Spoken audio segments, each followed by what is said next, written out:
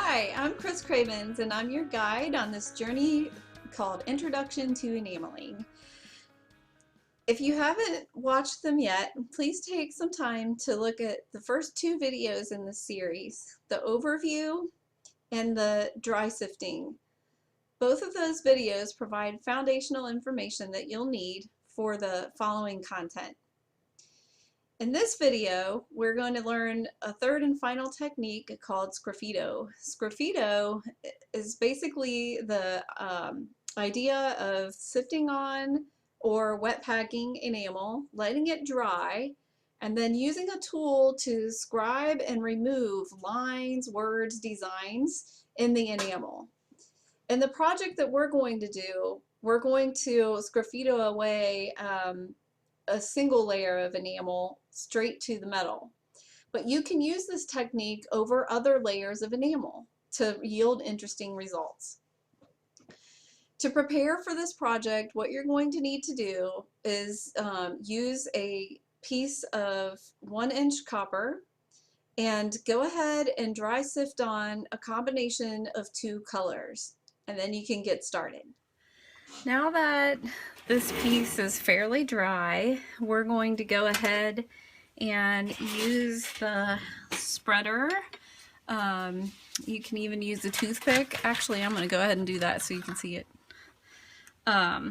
Any kind of tool with a point to basically clean up and pull a line of enamel away from your piece. So I'm just going to use the tool and drag the enamel away. As this is happening, you can kind of see where I've got these extra grains. You can either push them in. Spreader actually is easier. I'm switching back over to the spreader. Sometimes I think it's good to see people screw up so you know what to do and what not to do. This actually might be a little too dry for doing Sgraffito work. It's like you don't want it to be too wet and you don't want it to be too dry.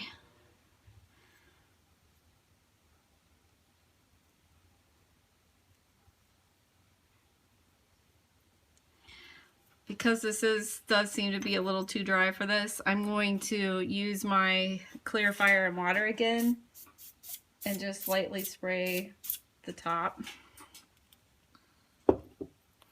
just to dampen that up and try again. So let's see how this does. There we go.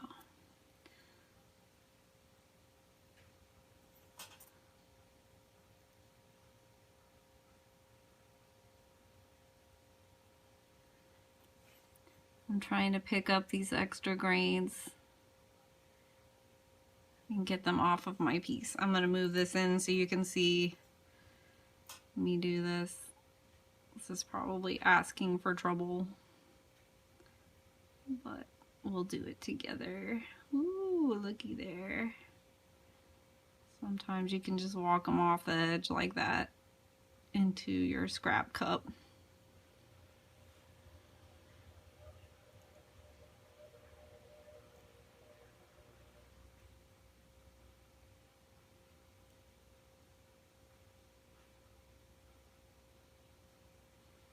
I do want to clear out a pretty big section here in the middle.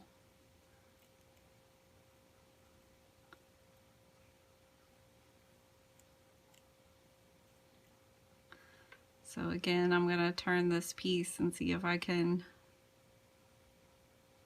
drag the extra chunks off.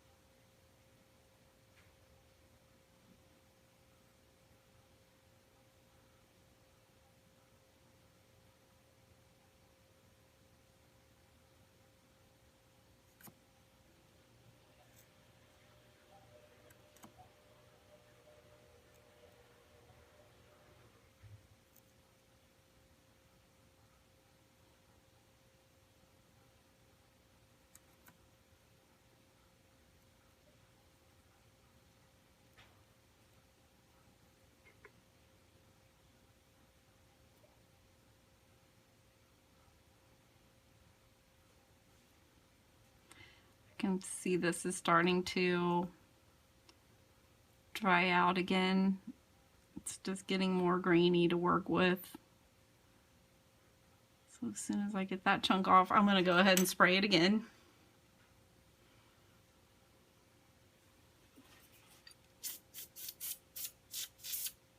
It's a real light spray.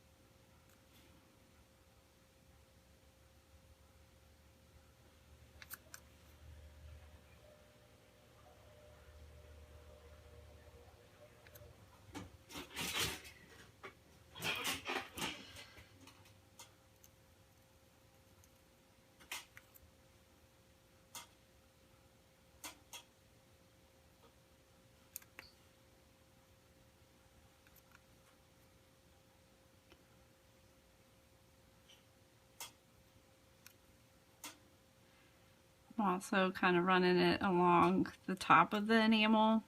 Hopefully you can see this. And pieces that I've lifted that are hanging out up there. Just pushing them off to the side.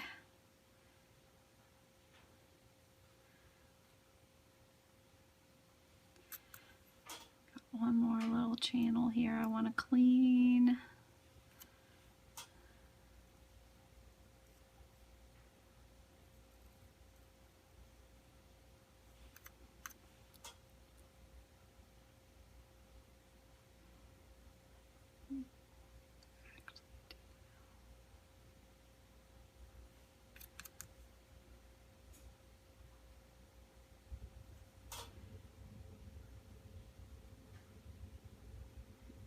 Cool thing about enamel, it's like if I'm not happy with this, I can just wipe it off into this scrap cup and start over. As you can see, I had a couple of fails while I was preparing for this video, which is actually good, so you can see that yes, even if you've been doing this for a while, you can still screw it up, which is great, right? Okay, I'm pretty happy with this. If I wanted to get really persnickety, I could come in with a little sable brush and like really get every single one of these grains out of these grooves, out of the center here, and make it completely perfect. But I'm not going to. I'm going with it just like it is. So now I'm going to go ahead and place this on my trivet.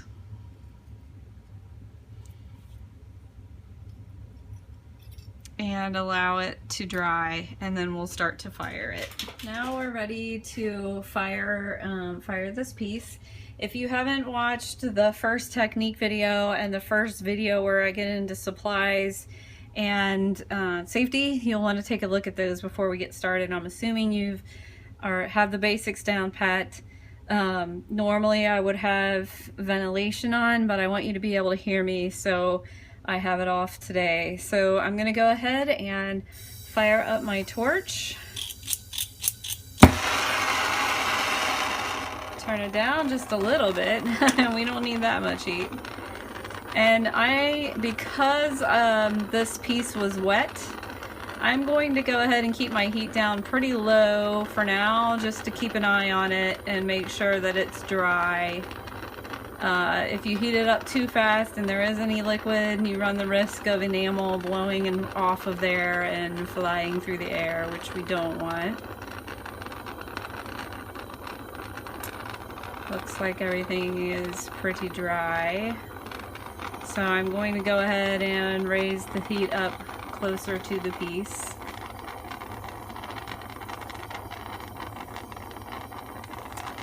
And we're going to watch the enamel work its magic.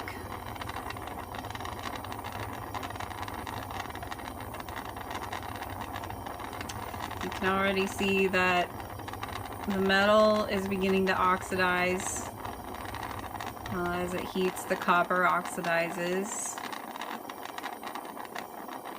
which will become a design element when we're finished firing this before we put on the last layer, which will be a transparent.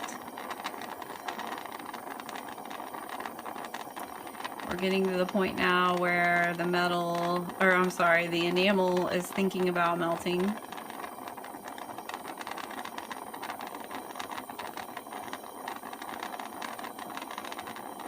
And there it goes, it's beginning to melt.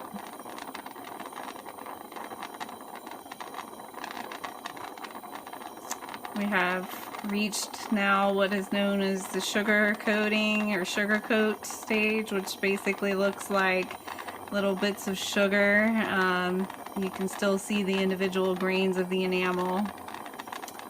As they melt down more, they're going to go into the orange peel stage, which is right about now, where the grains are beginning to fuse together, but you still see a lot of pits and holes in the enamel. Got one more stage to go where everything melts together all nice and we get a smooth coat of enamel.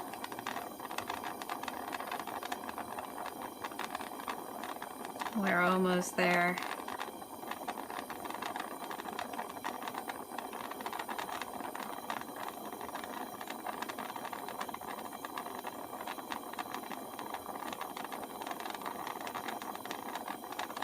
And there we are. So now I'm going to turn the torch off and we're going to let this piece cool about 10 seconds, and then I'm going to remove it from the trivet.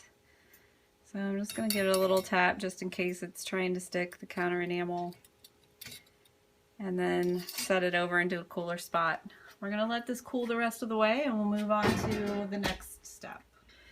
For the last part of the Sgraffito process, we're going to go ahead and add a layer of a transparent enamel. In this case, it's 2660 nitric blue on top of the enamel that we fired before and the lines that we scribed out with the spreader. You actually have some options here. You can leave them oxidized like I've done, or you can use your pickle or penny bright and clean them up. One thing I do want to say here, so as I was firing this piece before, I thought we had actually gotten to a nice smooth finish, but we're actually at orange peel right now. So I don't know if you can see that. I've got that lumpy bumpy look. I'm gonna go ahead and just leave this and fire it as is. When I take it through again, this will melt down and the top will melt down as well. So it's not a huge deal for a project like this. Now, if you were working on something like cloisonné or champlevé enamel, you definitely want to get those layers nice and smooth and clean in between each one. That was something that I haven't talked about with you, but there's a tool called a glass brush that you can use in between layers of enamel. You just hold it and basically dip the piece in water and scrub it with a glass brush and dip it again and wash it really good. And that will scuff up the surface and remove the tops of any air bubbles that have formed. That will help give you clearer, cleaner layers, especially when you're working with transparents. For right now, I don't think it's anything that you really need to be worried about. So I'm going to go ahead. I've got my trivet ready, my palette knife, and I've got my sifter about halfway full. So I'm going to put a nice good coat of nitric blue on, just like we learned in the sifting video, the very first technique video. So I'm going around the outside edge really well, and then I'm coming into the middle.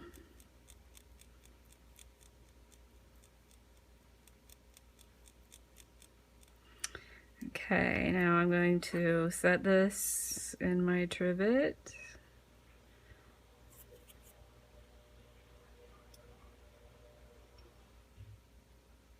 And this piece is ready to fire. Here we are back over at the torch, ready to fire this piece. I'm gonna turn on the torch and light it.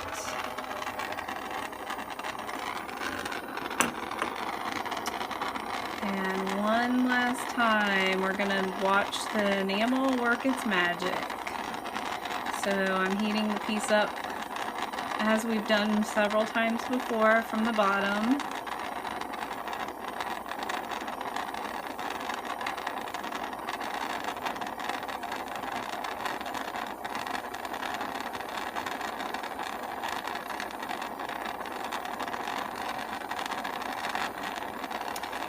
Through these videos, I hope you've enjoyed the process and walking through a couple different ways to use enamels. I can't wait to see what you make. I'd love for you to share. So if you make something, tag and post it on social media, please tag me. I'm on Facebook and Instagram as @1010Gables. So if you just tag me, I would really, like I said, love to see what you come up with. I also can't wait to see if you've decided to branch out and pick some other colors to try. I'd like to see them as well. I went with some basics here. Just nitric blue is just a beautiful, beautiful blue. As you can see with the white, you can do a lot with it. So when I started enameling, I bought white and a few different transparent colors because I felt like I could get quote-unquote more bang for my buck. I could just put a layer of white down and put a transparent over it and I'd get a completely different look than that transparent over plain metal, or what we're going to see here, what it looks like over oxidized metal. There goes my phone. We're totally ignoring it. Yes, we still have a house phone here. So the mistake I made in the first run was I just didn't let it heat long enough and we ended up with orange peel. So I'm watching really close to make sure that this fires well and that we get a nice smooth layer here.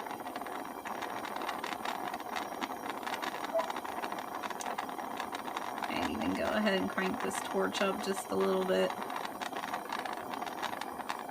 Like I mentioned earlier, I usually kiln fire pieces. For me, it's more helpful with production, and I do a lot of cloisonne. I know some people do it with a torch. I like the way that the kiln looks. It's nice and clean and clear. I think I will do a little bonus video here at the end that will show you these same three colors we've been using with the torch on a piece fired in the kiln, just so you can see how that process works. Okay, now I do believe we are nice and smooth, so I'm turning off the torch. And just like we've done before, I'm gonna wait about 10 seconds or so and let that cool just a bit. What I love about the enamel too is like how it changes. So here we are where it's, 1400, 1500 degrees, and then how different it's gonna look when it cools down. So now I'm going to set it off to the side. We'll let it cool down and then we'll come back and talk about it a little bit.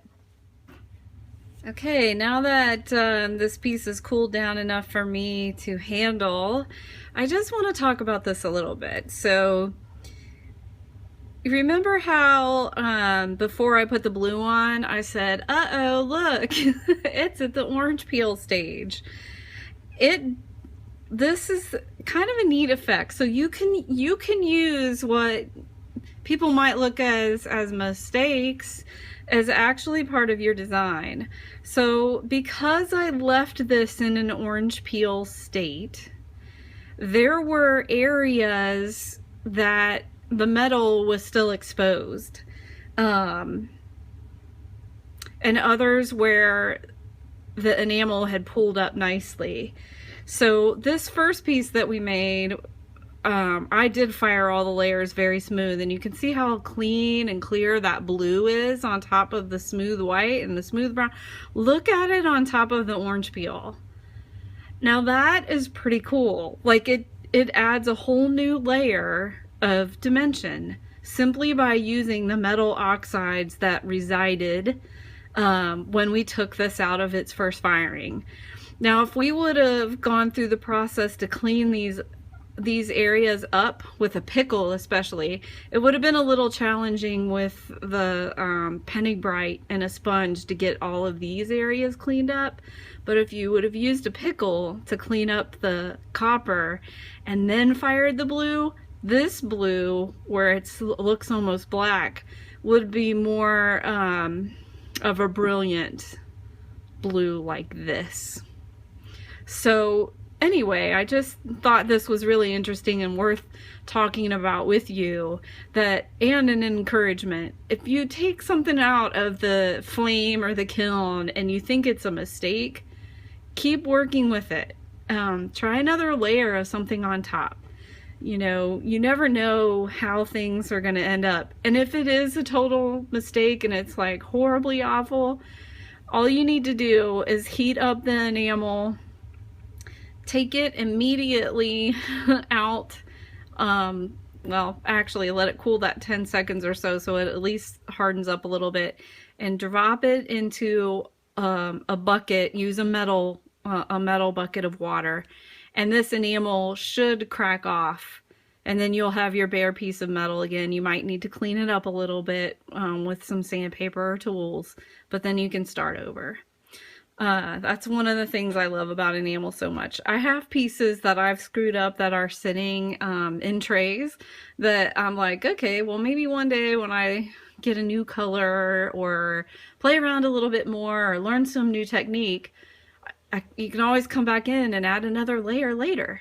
Just remember that if you get too many layers on one side though, you'll need to counter enamel a little bit more, just to make sure that you're not going to end up having a piece crack. Now, one last thing, actually two last things before we go.